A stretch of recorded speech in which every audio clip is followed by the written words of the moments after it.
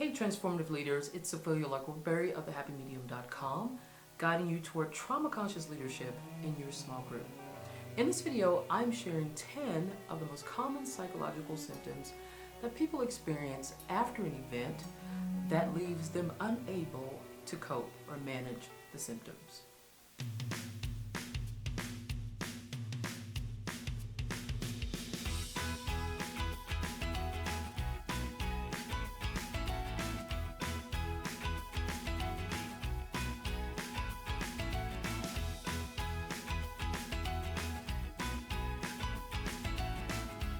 For the best small group leadership tips, tools, and strategies, subscribe to my channel by hitting the subscribe button now and click that notification bell so that you'll be the first to know when I release a new video every Wednesday.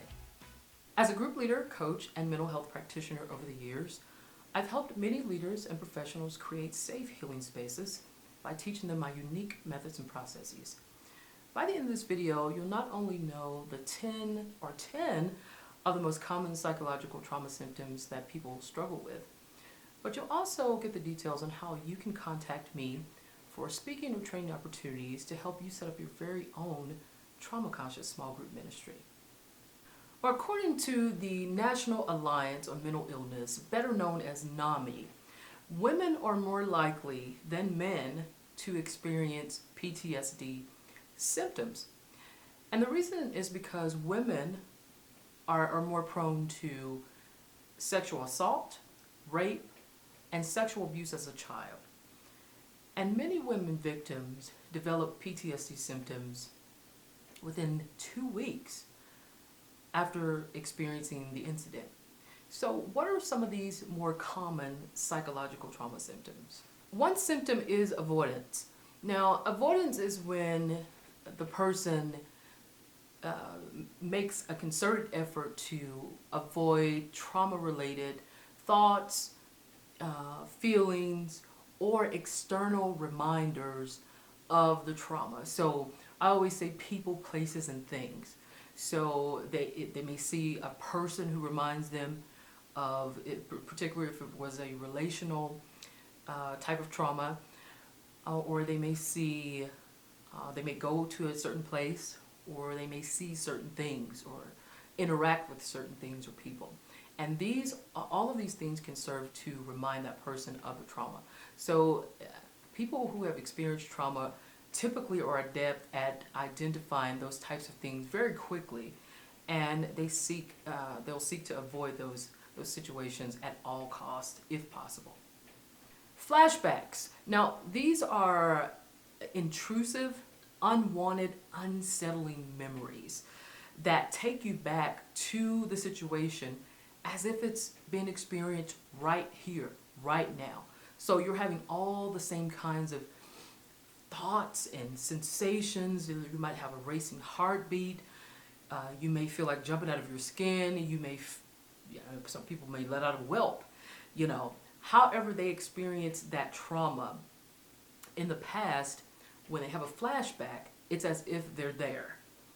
They can't tell any difference between the here and the now.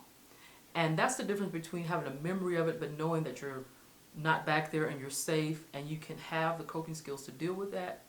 But trauma, people who have not untreated trauma, when they have a flashback, they can't tell the difference. It's like they're there again. And they're so locked into that, they need something to ground them, to bring them back to the present moment, to let them know you're not there anymore. Another common symptom is emotional or a physical reaction to the triggers. So when a person is triggered, whether that's through people, places, or things, sensory, sounds, sights, those kinds of things, they may have particular reactions, indicators that can alert you to that experience. So they may start crying uncontrollably.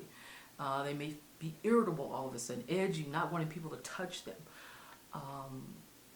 Muscle tension, aches, body aches and pains, those kinds of things can signal that this person is actually having a reaction to a trigger or a flashback of that trauma.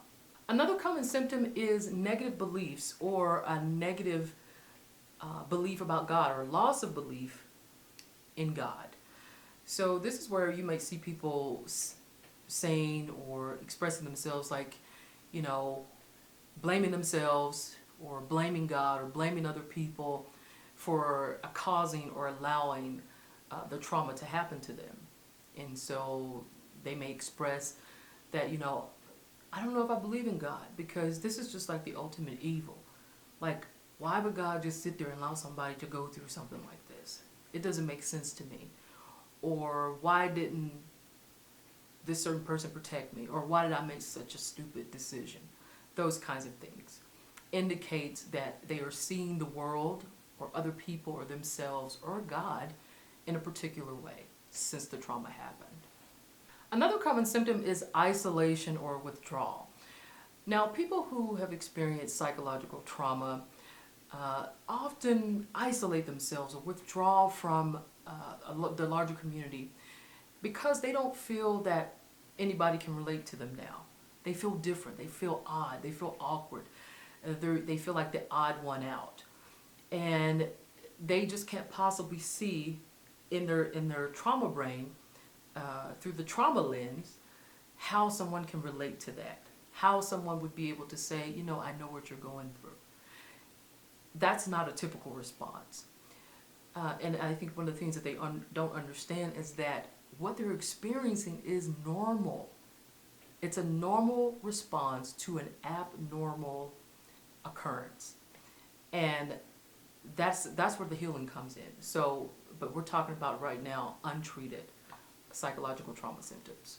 Another common symptom is edginess, or this is where we're talking about high anxiety, where a person they're agitated, they're constantly moving around on high alert, hypervigilant, scanning the environment to make sure that there aren't any threats. It's the inability to get settled in your body. You can't feel safe or be at a state of rest because there's a constant threat in your mind that something might be out there. Another common symptom is dissociation. Dissociation is a sense or a feeling of being disconnected from the here and now, and this can be experienced in a couple of ways. One way is depersonalization. So I call this the observer. You're on the sort of on the outside looking in, where you can see yourself in that situation, and you can see what happened to you.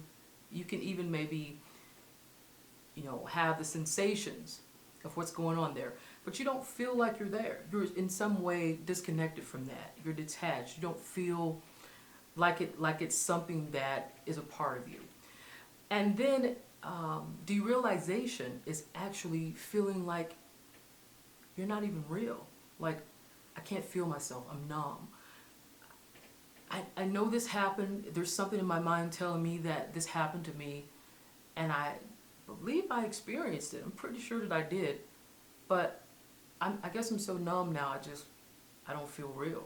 I don't feel like this is me, or I'm in this. It kind of feels like a dream. It's an unreality. Another common symptom that people with trauma experience is trouble focusing, concentrating. They have what I call busy mind syndrome. The mind never stops. It's like the busy freeway that never stops bustling, the city that never sleeps. It's constantly up. It's constantly, it doesn't always have to be alert, but it's moving, it's racing, it's going. And you can't really be settled on one thing for any length of time before it jumps to something else. And so it's just sort of this busyness, this noisiness of the mind. Another common symptom is problems remembering certain aspects or maybe even all aspects of the trauma. So this is typically when a person is asked about what happened and they really can't remember much of anything about it, with the exception that it happened to them. So, you know, if you're asking people like, what time was it? They're going to be like, I don't know. You know, it's first going to be sensory. A person who is struggling with psychological trauma symptoms, active PTSD symptoms, they're not going to be thinking in thinking mode.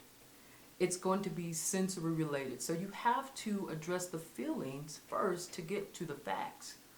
So talking about what they feel in their body, and is there any kind of tension that you have now? Can you tell me where you feel it in your body? Those kinds of things. When we work from sensory, work with the sensory aspects first, then you start getting to the more thinking part of the brain, where essentially people can start to remember aspects of the trauma. And the last symptom that we'll discuss today is chronic sleep problems. This is one of the more common psychological symptoms that people experience who have not been able to manage the overwhelm that they experience from that disturbing event.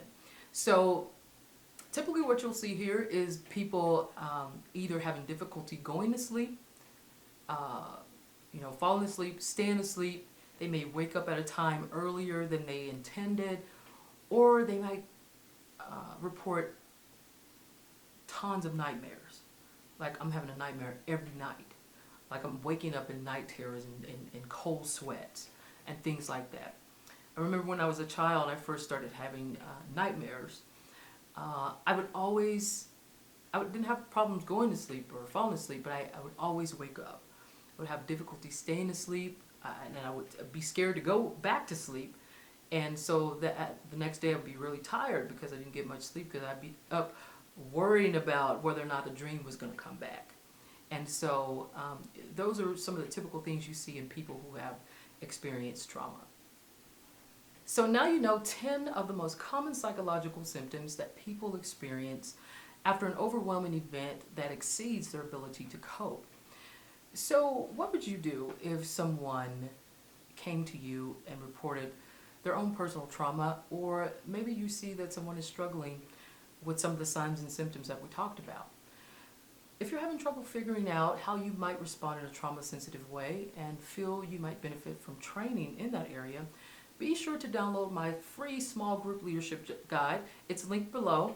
And reach out to me on Instagram at lark-woodbury, or contact me at my website, thehappymedium.com/contact, and request a free 20-minute complimentary session where we can address your specific needs and discuss how you might book me for a speaking or training event to help you set up your trauma-conscious small group ministry from scratch.